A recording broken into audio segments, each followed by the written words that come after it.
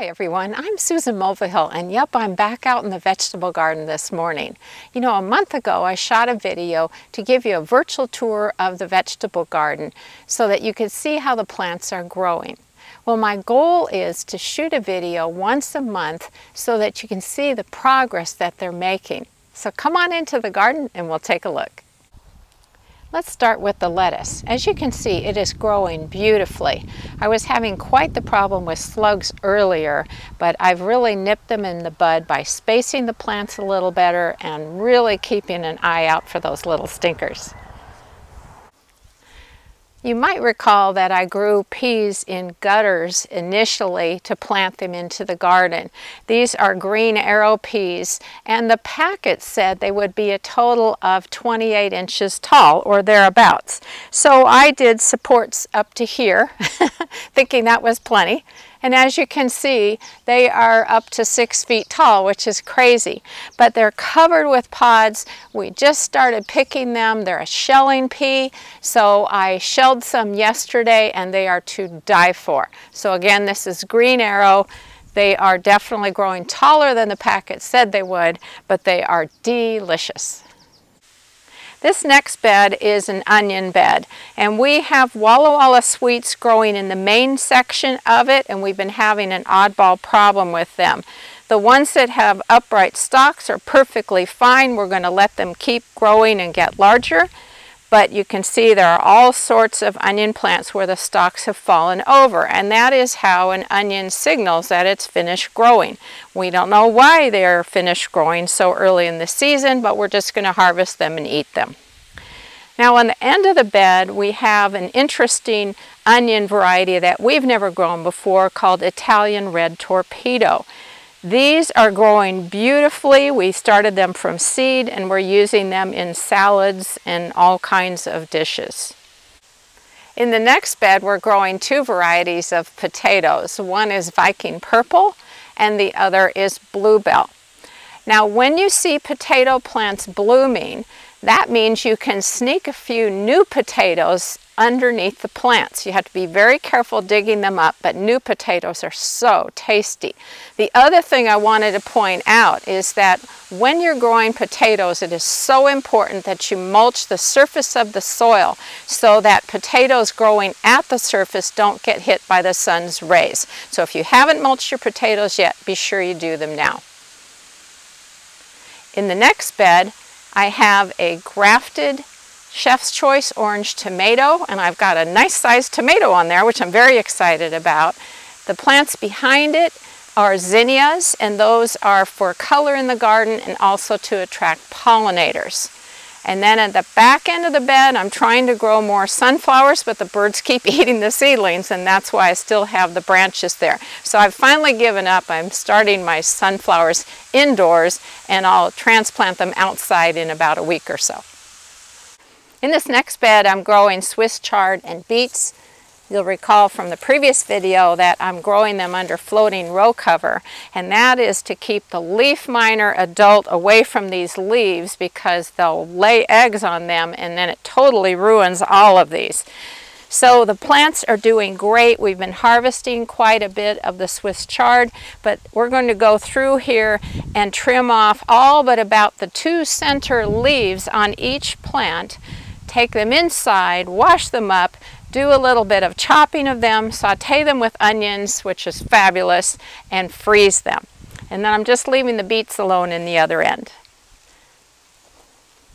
In the next bed, I've got carrots and parsnips growing. They're growing very nicely, and there's really nothing to do except to occasionally pull out a weed. This is the inside of our hoop house, and that's where we're growing all sorts of pepper plants.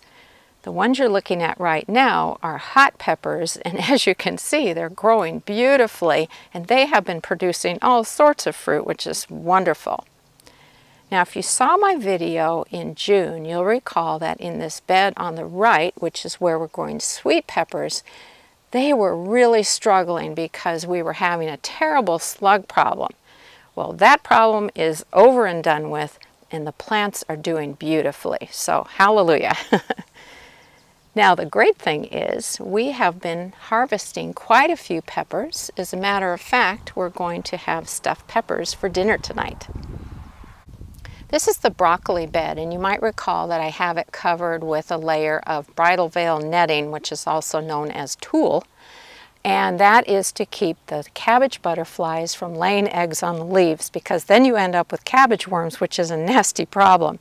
But the great thing about the plants is that they're now setting heads, which is great. I'm really looking forward to eating some fresh broccoli. This is my summer squash bed, and the row on the right is Claremore zucchini. We're already picking them, which is great. On the left is my climbing trombone zucchini, and they are starting to climb up the sticks that we provided them. So that's progress. In the bed on the right, that's where I have my crazy cucamelon rocket. The cucamelon plants are growing very slowly, but I've heard that is typical of cucamelons, so I'm not in a huge rush, but they should get going pretty well soon. Behind the cucamelon rocket is my sun gold grafted tomato and the regular sun gold tomato, and they are both setting fruit and growing very nicely. This is our shallot and garlic bed, and the plants in the foreground that have flowers on them are shallots, and my husband wanted to save seeds from them, so that's why the flower heads have been left in place. All of those plants behind them to the left are garlic, and we will harvest them when the lowest two pairs of leaves turn brown.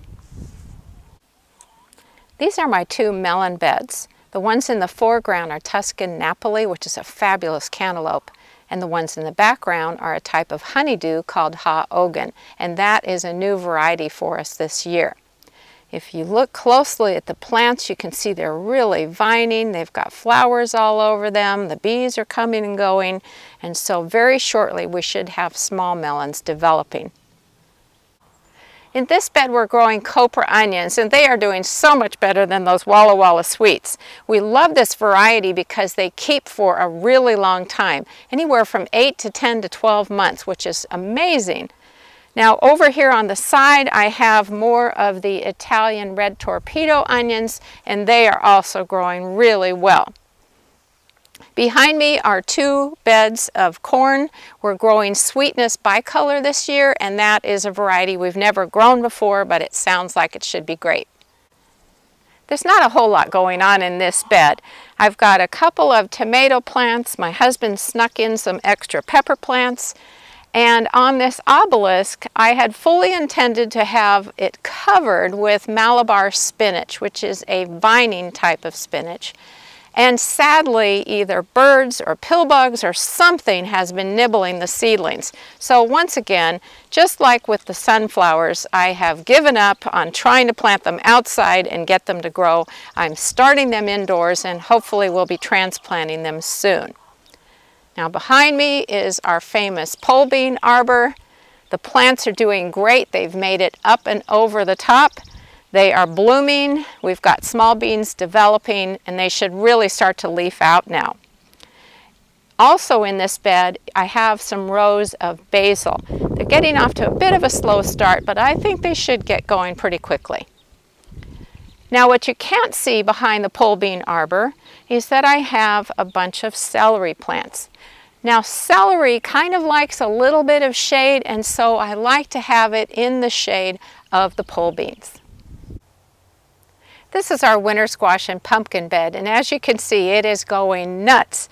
It's blooming like crazy. The vines are heading out for parts unknown, and so I have high hopes for great production out of this bed. Next door to it is where I'm growing my paste tomatoes, and all I'm doing with them these days is I occasionally tie them up against the upright support.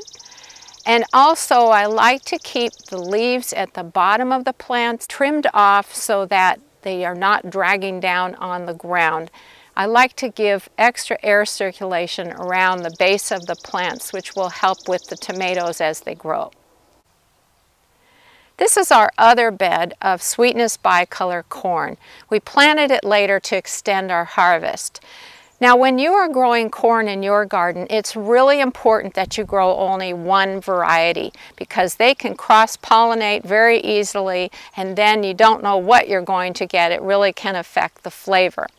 Now, this bed is covered with bird netting, and that's just to protect the plants while they're small. But I'm going to take this netting off in about a week. Ooh, the raspberries are starting to ripen. I can't wait. I hope you enjoyed this little video tour of our garden, and I hope that your garden is doing great. See you next week.